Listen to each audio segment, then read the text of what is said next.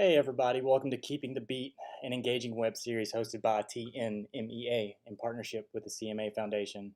Tune in weeknights, Monday through Thursday at 8 p.m. Central Time to learn from and interact with music professionals from around the globe representing every facet of the vast world of music. Today is Thursday, April 16th. My name is Daniel Vargason, and I am the manager of derivatives and reporting for Eco Energy LLC. Tonight, I'll be talking to you about music and taxes. As we go through this, I encourage you to interact by replying to this live video stream with your questions and comments, which I will respond to throughout the hour with the assistance of the amazing Amelia Yan. One disclaimer, while this is being live streamed, it will remain on the Keeping the Beat Facebook page for future reference. So as such, your comments will also remain a part of the archive. Tonight, we're going to talk a little bit about just my personal background and how I got to the position I'm in now, where I'm speaking to you.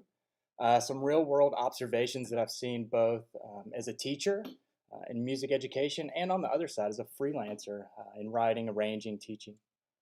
I'm going to get into specifically some 1099 income, the tax treatment of that, and the reporting requirements for both the payee and the payer. We'll also dig a little bit into Schedule C, profit or loss from business, which will deal mostly with sole proprietorships and also some LLCs.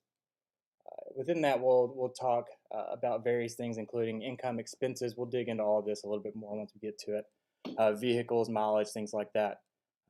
The overall importance of organization with your income and expenses throughout the year. And then we'll touch on some other items, including some that I'm sure all of you will find valuable, the teacher expense deductions. And then I'll take some questions throughout and also at the very end that you might have. There I am. Cool. So to start out, I received a Bachelor of Music in K through 12 music education from the University of Tennessee at Martin, 2010, 10-year reunion coming up pretty soon. I just realized that today. After graduating from UTM, I became the assistant band director and percussion director of McNary Central High School, my alma mater. Go Bobcats. After teaching for 4 years, I decided I wanted to go a different route, and so I pursued a Bachelor of Business Administration and Accounting from Middle Tennessee State University.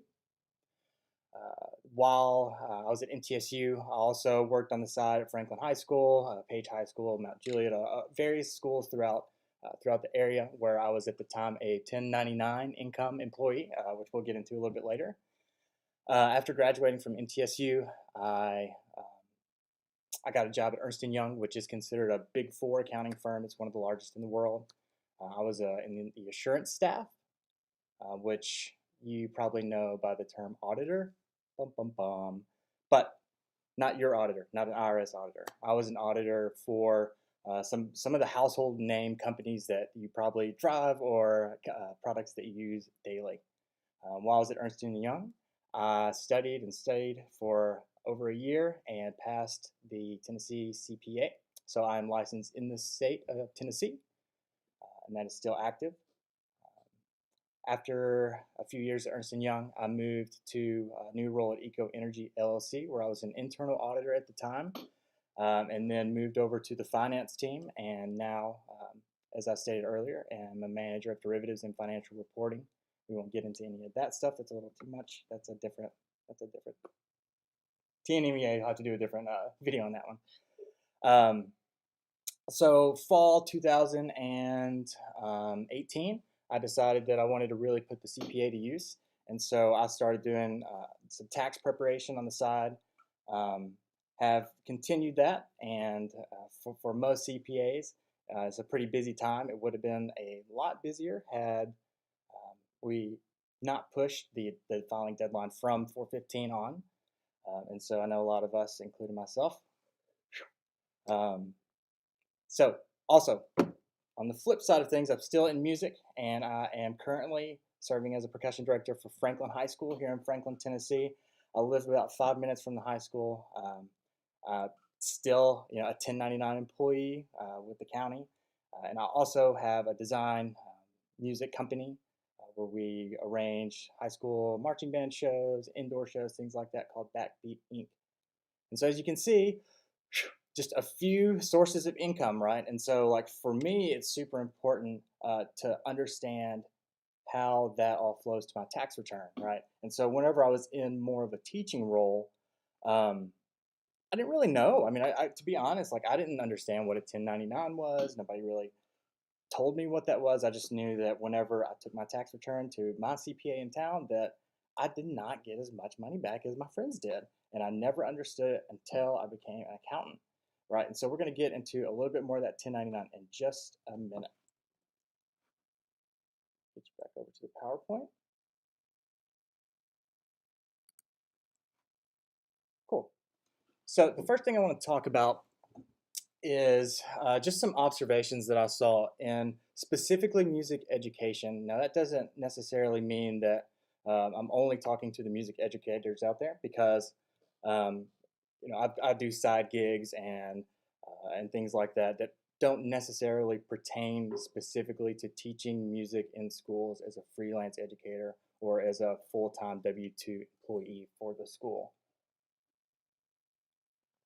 So a few things for specifically the educators out there, that you need to ask yourself, when you're hiring what I call contractors, which you would probably call arrangers, your drill designers, your educational staff, and people like that.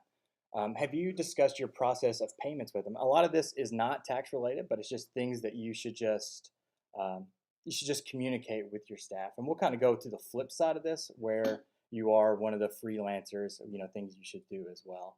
And so the first thing here, have you discussed your process for payment? Now, what that means is, are you going to 1099 the employee? And we'll kind of get into the requirements of that in just a few. But that is something you need to discuss with your freelancers. You need to go ahead and make sure they know the amount of money they will be paid beforehand. And I know from the teaching side of it, it's really tough working with, in many cases throughout some of the areas of Tennessee, some really low income, really tough budgets. I know that, a lot of times you really rely on a lot of those fundraisers, a lot of those car washes, a lot of those things like that, to really be able to pay your employees. But use historical data of fundraisers and things like that, just to make sure that you can cover them and that you can safely say, hey, we're going to pay you X amount of money. Now, that's important, just from a communication standpoint and to be upfront with them. But it's also good for them. You'll see later, as we talk about their organization, the freelancers organization, and what it means um, for them, like the amount of money that they'll be paid.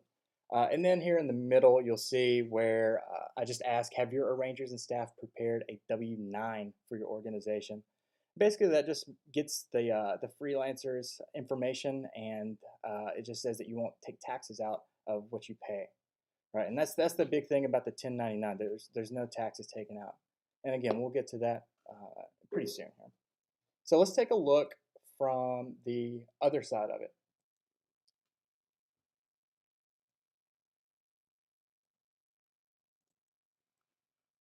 If I can get my PowerPoint to move. But the role of the freelancer, of the arranger, of the drill designer, of your battery tech, of your tuba instructor, of your color guard instructor. What is your role? What do you need to do as you step into one of these roles? And uh, I'm really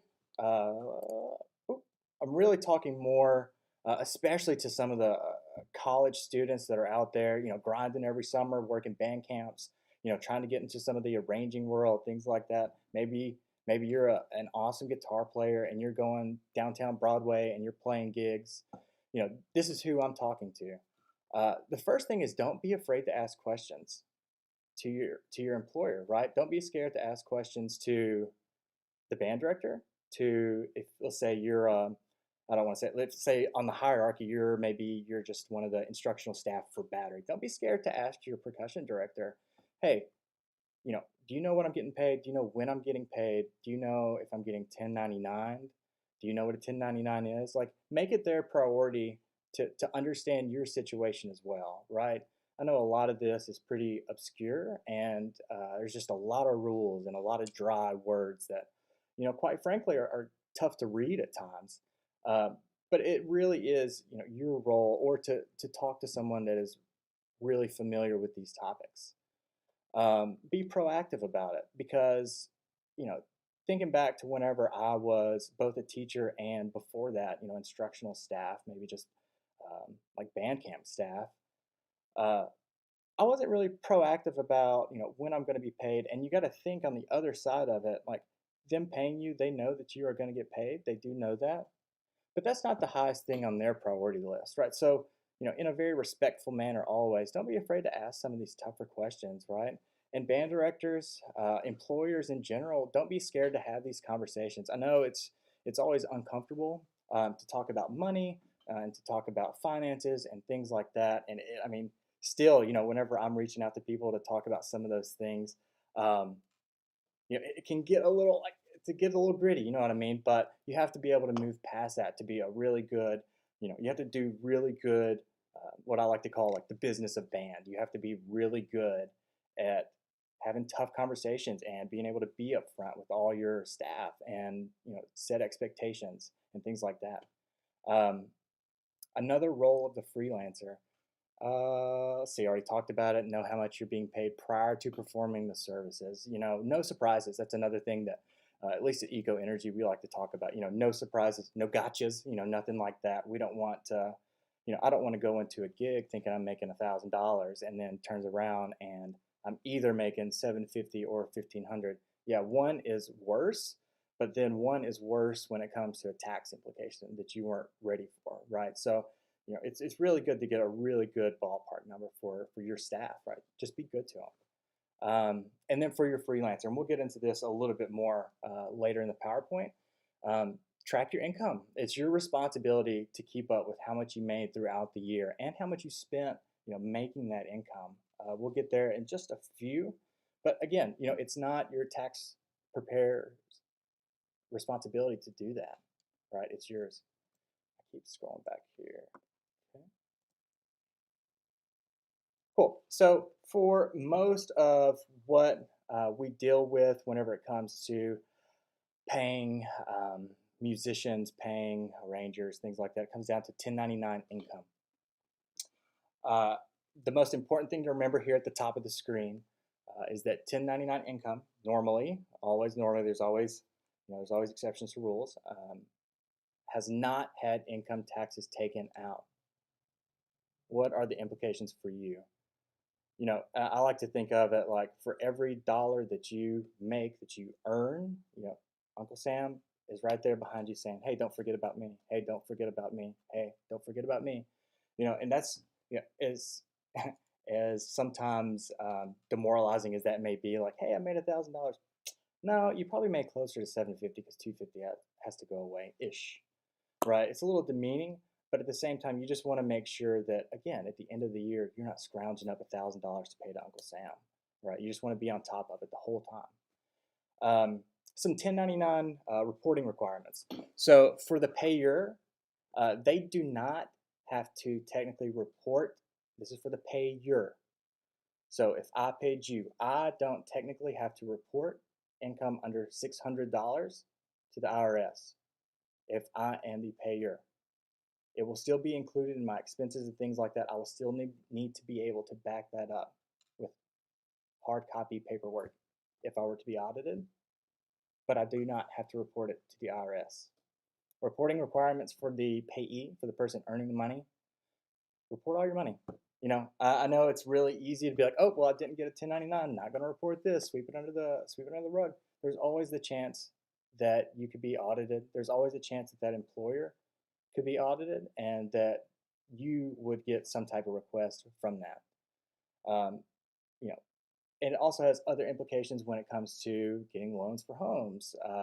Any type of loan like that, they always look at past tax returns for your income. They just want to see how much money that you're truly making, and if you're hiding some of that, one, it's just it's not lawful, and two, you're kind of hurting yourself in the long run, right? And I think that instead of stressing about it at year end, I think just being a better organizer and just a better preparer throughout the year is definitely the way to go. It's tough to be really strong from the beginning about it whenever it's so far in the future. But if you think about it like from a monthly standpoint, if you think of it that way and plan that way, it's just so much easier. The other bullet here, where does the 1099 income fall? So my favorite response, it's not really my favorite, but it's the most used for sure, is it depends. And so some of it, if you don't have your own business, which we'll talk about in just a second as well, it'll go just to other income. And that would just fall right there on the face of your 1040.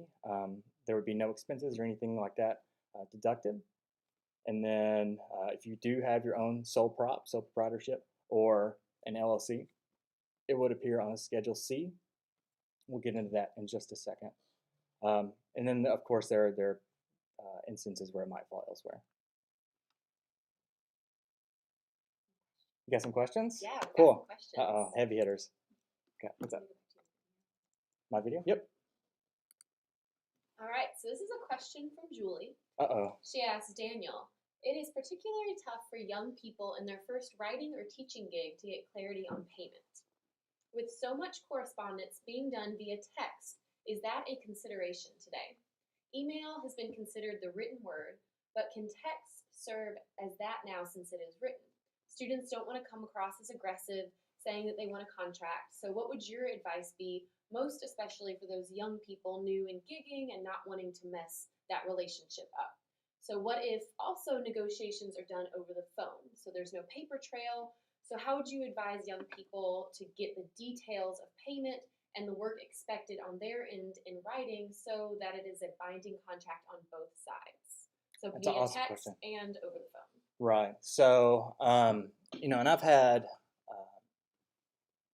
friends that teach freelance and have asked me the same type of question, like, hey, how do you lock it down? What is like technically considered like a contract? And I would say for students that might just be um, reaching out, it might be your first gig.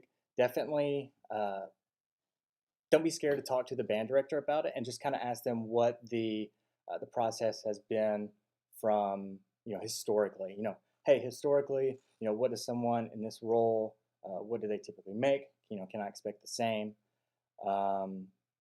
As far as the text, I don't really have problems with text. My staff at Franklin, they text me often, and and they ask me some of these same questions, like, "Hey, do you know what I'm going to be making this year?" And they ask them pretty early. I try to send, and this is just for some of the directors and percussion directors out there. Like, I sent my budget for staffing over to the head director of Franklin probably in January. I mean, he'll laugh about it, and if he's watching, he's probably laughing about it right now too. But I like to be prepared on those things. Now, as far as the text, again, I don't really mind. Just be respectful.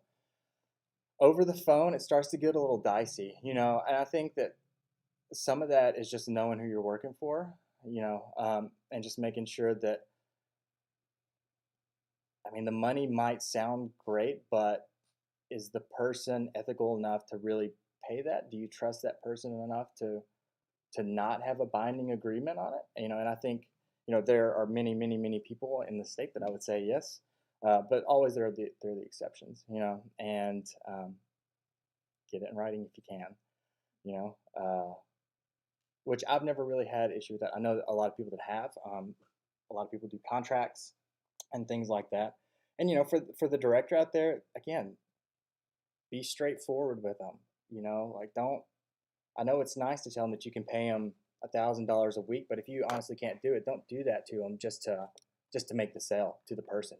Like, there's some great educators out there that are blinded by some of the lies that we tell them that we can do. But we just want to make sure that we're very truthful and ethical with them as well. All right, and Alexis is piggybacking off of Julie's question. Okay. So as a young arranger and teacher for bands, she never signed a contract.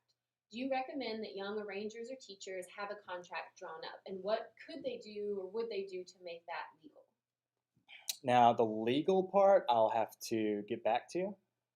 As far as a contract, at least for the design company, Backbeat, we discuss all the details of this. As far as a signed contract, we will get to something that basically is usually what I do is just an email that just says, hey, I just need you to confirm you agree to pay X amount for, and I usually just break out all the details, whether it's battery arrangement, whether it's battery in front, whether it's full band, and I just kind of break it out for them, and I just say, can you confirm? And all I need from them is just like, yep, or yep, I agree, confirm, something like that. Um, cool. Well, so there's a couple questions about the 1099s. I know we're kind of on that track. Yeah. Okay. Yeah. So this is a question from Catherine. So is there a difference between a 1099 from a school or a booster organization? So are there differences between the 1099s you would receive? There are, okay, so depending on, it just depends. So you're probably being paid 1099 hyphen MISC, 1099 miscellaneous income. Your income probably is in box 7, which is non-employee compensation.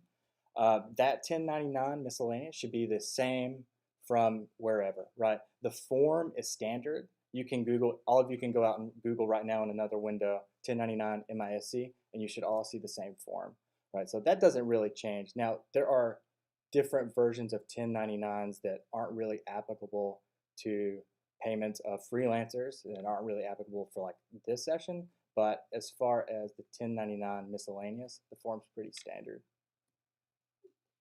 And one more question from Josh. Should our booster organizations be sending those 1099s? I think, again, I think that's just something that you set up from the beginning. I think it's a structure thing, right? I would say probably so. I would say it's probably I'm not trying to punt. I'm not trying to punt anything, any responsibilities on anybody else, but I would say it's probably a treasurer job for sure. But I know it doesn't really matter. I do some 1099s for some clients myself. I can post a link that kind of shows if you're not really sure how to make one of those and you're in charge of it. I can show you. I can post a link later to what I use to create my 1099s for my clients. Cool. Yeah. All right. Cool. Let's keep checking.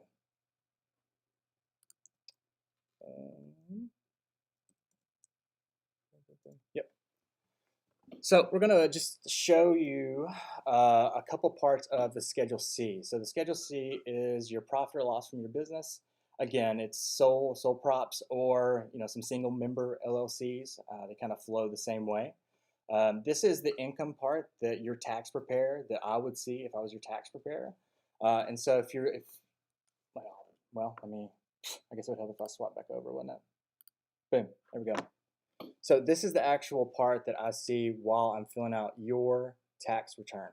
So the first line is the most applicable. It's just your gross receipts, gross sales. It's and that would include all your 1099 income.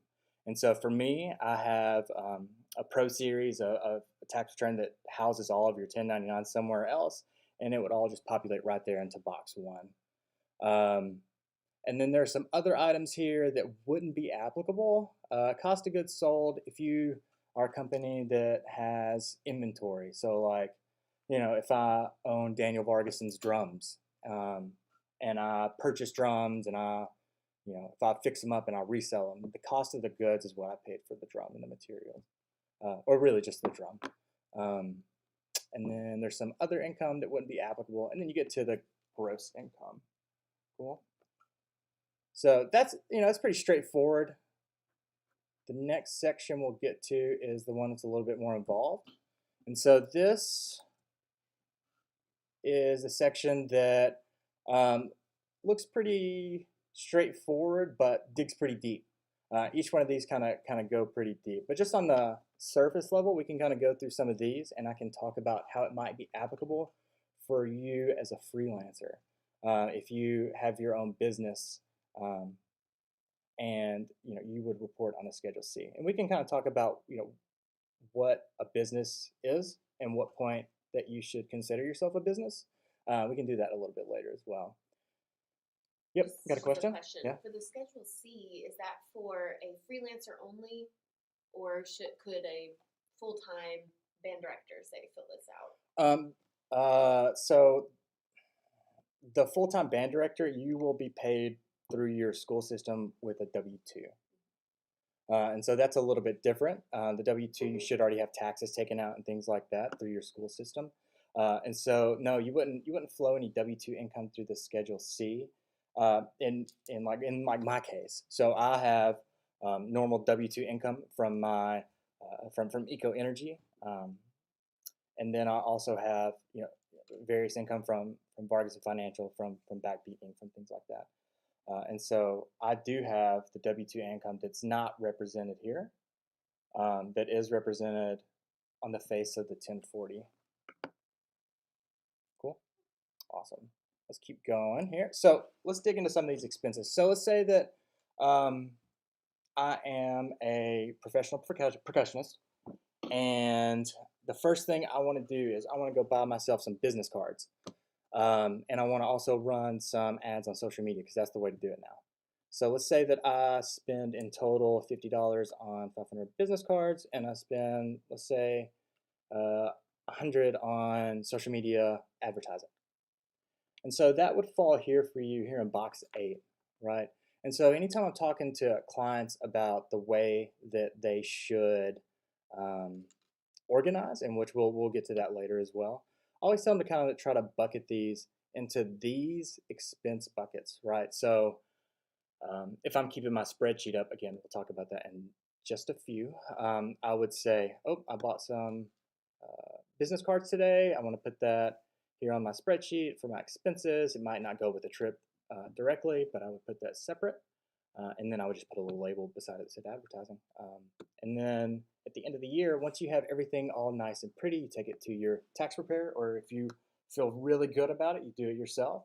And you already have everything already bucketed, right? And it makes your life so much easier. You kind of already know ish where you're at, and your tax preparer is just going to be so much, so thankful. I guess is the best way to put it. It's going to be so thankful that you were so diligent in being so organized. Some of the other things here, car and truck expenses, we'll get to in just a second. Commissions and fees. Maybe I want to do a collab with. I saw Joe Hobbs on here the other day with Joe Hobbs, and I would say, "Hey Joe, I want to do a collab with you," and he would say, "Hey Daniel, that's awesome, but you're gonna have to pay me a fee." Like those are the kind of things that you want to keep in mind. Um, Deductible meals and entertainment. The thing to remember about this is, all of these expenses aren't just your day-to-day expenses of you just chilling, living your life. You know what I mean? Like all these expenses are expenses that you incurred as part of running your business, right? So if I wake up in the morning and I go get breakfast and I'm just chilling all day, then that doesn't really count as a deductible meal. But if I take a potential client to breakfast and we're talking about taxes, or we're talking about their 2020 marching band show, and that's really what is leading, if that's the purpose of the meal, then yeah, I would include in there. There's some limitations to that, that we won't really get into tonight. That's a little bit deeper, but um, that's the way to think about it. Did you travel, eat meals, and go to entertainment because of your business, or did you just do that for fun? Let's see, some other here. Rent or lease. So if you own like a brick and mortar building that, let's say Daniel Vargason's drums. Let's say if I have a brick and mortar building and I'm selling drums out of it, that would be my rent there if I don't own it. Some office expenses, supplies, like small things like pens, pencils, like really anything that you might need to run your business. For me, for at least the design side, I have a desk, and I have a MIDI controller, and I have business cards. Like these are the kind of things, that expenses that aren't really directly related to a specific project or trip, that you would keep up with. Cool. Legal and professional services, that does include your accounting expenses. Just FYI. Going the wrong way. Cool. So I did say we would talk a little bit more about your vehicle. And so there are two ways to do this. Again, this is if you own and operate your own business as a sole prop or LLC. So you want to keep up with both your total and business miles driven. And we can talk about a couple of those things in just a second. There's two methods to really to expense out your vehicle expenses. One is standard mileage. That's the easiest way to do it. The other is actual expenses. And if you just Google actual expense, like vehicle, tax return, depreciation, and things like that, like it'll pop up. It'll show you everything you can expense out. And then I always tell clients, the one I'm most familiar with to track your mileage is Mile IQ. It's pretty easy to use. Just remember to always keep as many notes on that as you can. And so I would just include, hey, this is what this was for. This is where I was going, the town, the address. Just so I'll probably scare a lot of clients. Just say, hey, can you just prove this? Hey, can I see that? But you just want to always be ready for if anyone were to come up to you and say, hey, did you really drive to Florida to just go teach low brass for a week? You can say, yeah, I did. Yep, I did. And this is it, right? You can show it in your mileage IQ. And here are just a couple of some things to keep in mind here. So if you're commuting from home to a brick and mortar building, so if I'm commuting from my house here in Franklin to Dan Vargason's drums in Brentwood, that doesn't really count for the mileage, right? From your home to a brick and mortar. But let's say that all I do is I stay at home and I operate my entire business out of my house. And let's say I'm driving to a client site. Yep, keep up with that mileage. That counts. But again, if you're going from home to brick and mortar, doesn't count. Now, once you go from brick and mortar to client sites, that's some other things to keep in mind that you might be able to expense. But as far as just home to brick and mortar, can't do that. So before we go on Yep. to organization, so more about expenses. Mm-hmm. This is from Julie. So Julie again. So for those who have significant others who are also professionals with some shared expenses, so you're married, you have some shared expenses, you found it important to figure out what we should divide 50% to keep things straight. So my husband is in history, but we still have some shared expenses like home office and cell phone for work. Any advice for those reporting for two in similar professions or at least with some shared expenses? And I'm assuming this means married filing separately or just two businesses using the same space. So is it married? Married filing separately or married filing jointly, two businesses using the same space. I can just talk about both. So if you are married filing, either way, you just want to make sure you're not double dipping. You know what I mean? So like if I do use the same space as Amelia and we both operate our business out of there, we couldn't double dip on utilities to expense out in proportion to the home, or we couldn't expense out the water. We couldn't expense out the mortgage in relation to the home, right? So if you're filing jointly, what would be your suggestion? Just do it on whichever one. I mean, you can So allocate it. pick You can one allocate person? it. You can pick one person. You can allocate it. The important thing is just don't double dip, right? Yeah. Cool. Awesome. Good question. That was a good question. Julie with the heavy hitters today. Okay. Organization. My favorite. sorry. My account came out for a second. So, excuse my little typo up here. Organization is of the keep your receipts. Wow. I guess I'm not that organized. So, the first thing you need to do, yes, you do need to keep your receipts. And I think the best thing I can say about this is just to work smarter. It is 2020 now. We're all at home and we're finding ways to communicate with each other just like this. We're finding ways to, communicate across the globe. We can probably take our paper receipts and digitize them. You know what I mean? And so Amelia, told me that in notes you can Scan documents. You can scan documents in Make notes. them a PDF. Make them a PDF. I did not know the notes one. I'm always a big cam scanner guy. Same thing, right? And so you can even do it in a batch. So let's say if you took a trip out west and you have all your receipts and your expenses, you could just line them up and go boom, boom, boom, boom, boom, boom, boom. Take them all. It'll compress them all together and shoot the whole thing in an email to you where you can put it in your folder and you can already go ahead and name it like expenses for trip out west 1, And yeah, I would just say keep everything in a little folder. If you saw my desktop, you would probably hate me because I just have folders and folders. It's like, what is it? Like the Russian dolls, where like you open a folder and it's like another folder, and then you open that, it's just more folders, right? Until you get to like one file. Yeah, that's how it is. Sorry. And then just make sure you track your revenue, be detailed. And I think that that's what I can stress the most about all of this is just be detailed in everything you do. Tell me exactly where you went, what it was for, what you did, when you did it, how much you made, how much you spent doing it, how much you had to drop, right? Like those are the things that really matter. From a preparation standpoint for you to track your revenue, to know how much you're going to owe at the end of the year, and for your tax preparer, I would say just keep a spreadsheet here, and then you can just transfer all those revenue details and your expense details from those sources to an Excel spreadsheet file. Use separate tabs. This is just my personal way I kind of keep track of it, but I'll just have tabs for each trip that I do. Yep.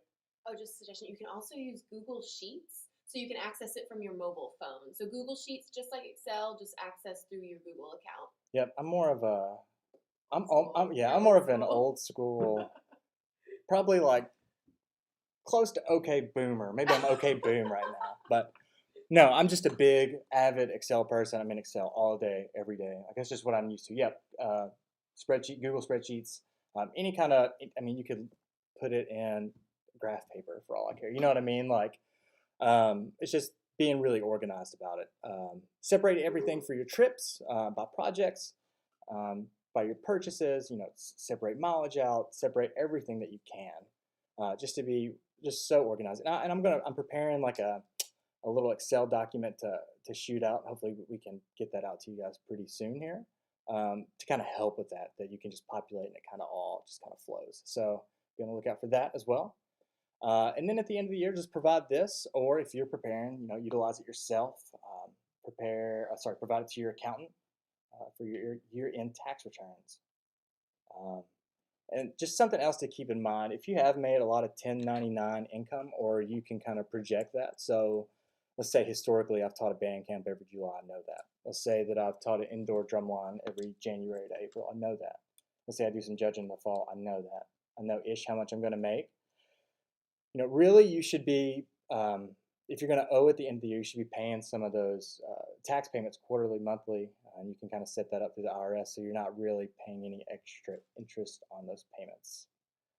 And then finally on this last bullet here, we have security.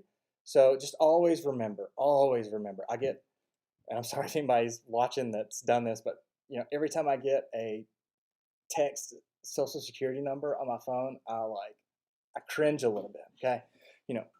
That stuff is sacred. Your address, your name, your social, your birthdays, like where you work, like emails, all those are like sacred, treat it as such. Always make sure you password protect everything. Any of my clients, we always use Intuit portal. And so basically it's all digital. It's a secure digital portal where, you could dump in all your tax documents, and then basically I just go in and I pull from there. There's no hard copies, there's no text, there's no emails, there's no things like that. Just be very mindful, especially with, to be honest, the situation where we're in now, where we're not really going anywhere to get this done. In the digital world, just make sure you're very secure with all your information. Everything on organization, and then here's just one other that I know that at least for the teachers out there, I know that you always utilize. If you're not utilizing it, you should. The teacher educator expense deduction. So it's up to $250 if you're single, $500 if you're married, filing jointly, and are both teachers. Okay, so you can't be married, one of you be a teacher and take the $500, right? And so some of the types of purchases include books, some classroom supplies, any technology and computer software. Criteria, you just got to make sure that you are a teacher, an instructor, counselor, principal, or classroom aide, and you work with K through 12 students. During the school year, you work 900 plus hours, and you have not been reimbursed for any of these expenses throughout the year, right? No double dipping, right? That's an important thing to remember. And then I would just say that also make sure, and this is a question I usually, if if I have anybody ask me a tax question about, hey, I'm going to buy one of these, what do you think? Do you think I can include it on my Schedule C as an expense? I would say, or not on my Schedule C, on my teacher educator expense. I would say, well, are you really going to use that? Are you really going to use that Xbox in class the whole time, or are you really going to take it home and play some Fortnite or some Call of Duty? So if the answer is anything but I'm using it in the classroom, I'm probably going to say, I'll probably leave it off. You know what I mean? It's just whatever we buy, we want to make sure that it is for our job, right? It is for your teaching job. Let's see. Cool. And I think we are to some questions now, and I will go back to so you can see my face. Boom. All right. Whew. So we love those 1099s.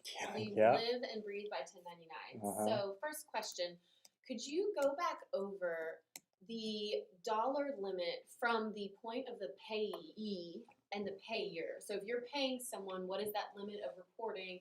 And if you are being paid with a 1099, what is also a limit, or what should you report?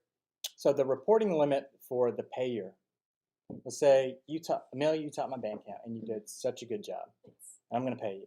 Okay. But I'm only going to pay you $500. You did a great job, but times are tough now. Yeah. So if it's $500, if it's $599.99, I do not have to report it to the IRS.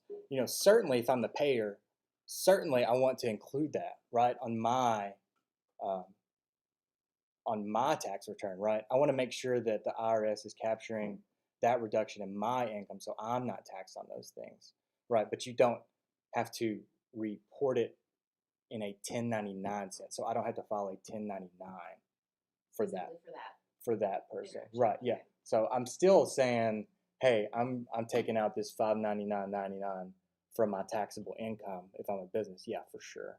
And then if you're the payee, so Amelia, you did such a great job. Let's say I paid you $100. You should still report it. Let's say I paid you $5. You should still report it. We'll pay you next year. Times are tough. Budget cuts. Yeah. Right. Does that make sense? Mm-hmm. Cool. Great, thank you. Another question about 1099s. Yes. Love it. This is from Jerry Emmons. Hey, Jerry. Yeah. Happy belated birthday again. So when it comes to mileage, here's the situation. What about going between a site paying you as a contractor, 1099, to a site paying you through a W-2? So for example, I will be driving straight from Union City High School paid via that 1099 and UT Martin paid via W-2, a lot starting in the fall. Would this be considered a commute, or could I claim that mileage between the 1099 situation and the W-2? Does he file? This is going to be a second. So if you're filing a Schedule C, then and the purpose of that Schedule C is that you are a freelance percussion educator or an educator, and you're driving from your home to Union City High School. Then I would say from your home to Union City High School, I would count that mileage. I would say the mileage from Union City to UT Martin for your W-2 wages. Nope. Because you wouldn't count your mileage from your home to UT Martin, right? Because that's just a normal commute, and we treat that like personal expenses.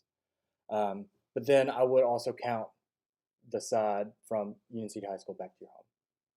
Yeah. You would leave the Union City home away from UT Martin. Oh, great. So another question. So from Jared Nobles. Hey, Jared. Yeah. So Dan, with the current pandemic requiring many full-time educators to work from home, will this have any implications when filing taxes next year? For instance, will expenses such as home internet access, technology upgrades, etc., that would normally be considered personal purchases be able to be claimed? What if I personally purchased a copy of Pieware in order to write next year's drill because the district has frozen all school spending for the year? So will these be capped under the teacher educator expense that you went over at the end, even if they will be well over that $500 limit? Or may they be claimed as something else in the current situation? It's a great question. That's a really good question. not really have been able to dig into that part of it that much yet for tax year 2020. I will say that I'm just speaking off the cuff here, and what I kind of think might happen. I will say that will probably receive a lot of guidance, and so be on the lookout for that. I'll probably share some as well. A lot of guidance from the IRS on what we should do, like because I think the important thing is to remember that everybody is in this. Like I'm in this, you're in this, so would I be surprised if the IRS came out and said, hey, as long as you can prove that you work from home for X percentage of the year, then we're going to let you, somehow deduct that from, itemized deduction. I can't really speak on it too much with a ton of confidence right now, but, just again, speaking off the cuff, I think that one, you'll receive a lot of guidance soon, and two, I wouldn't be surprised if something kind of creative came from it. Yeah, great question. Yeah, I'm writing that one down. All right, so this is another one from Julie. Okay. All right, so Dan, let's talk a little bit about charitable donations. Very important to discuss. So many of us repeat these each year. So you might have a template via Google Sheets to copy paste into the next year's taxes. The gigs might change, but often the charitable donations stay the same, or we give mostly to the same causes each year, and that can save some time. Yep. So again, I think some of my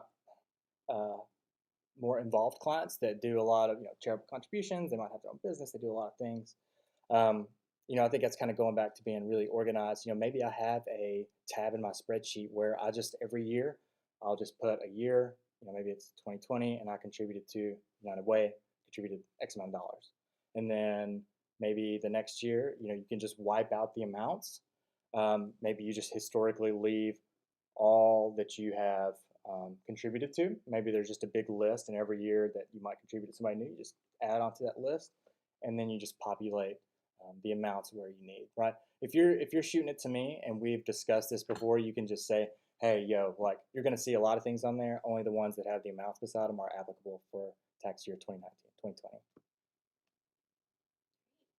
Yeah. Cool. Any other questions? Awesome. We did such a great job answering. Yeah, thanks. Well, as always, in the world of accounting, yep, you got some. Oh yeah. As always, yeah, I'm good. Yep. Boom. As always, if you have questions, I don't mind answering, a few accounting questions. I'll randomly get questions here or there about specific things, and I'm okay with that, right? There's a lot to dig in with some of the stuff that we've talked about that we just really don't have the time to dig into, and for most of us, it might just be so specific that it's not really applicable, and for the greater good of the group that we're discussing now. Right. So I guess my question for me personally would be, I didn't know this one was coming. If I have all these things going on, if I'm an educator, a freelancer, a musician, all this stuff, what would be your best advice? Like, should I just ask an accountant to help me with all of this? Should I just hire a CPA to help? Like whenever people tell me like, hey, do you do taxes? Like, yeah, sure. Well, I think I'm going to do them myself. More power to you. I would just say like, if it's not that difficult, like, sure, learn how to do it yourself. You can. I would say just make sure that you really, know what you're doing, and if somebody came back and questioned anything, that you would just be able to support it. Cool. Awesome. Well, if we don't have any other questions, I guess that wraps up tonight's event. I'm so thankful for both Dr. Julie Hill for asking me. I remember talking to her right whenever this kind of started, and she'd reached out, and I'd reached out to as many percussionists I knew that could add a ton of value, just because that's the world that I'm in, and some of those have already presented, and I think this is all just so great. What you're doing, and now TNMEA backing it with CMA Foundation is awesome.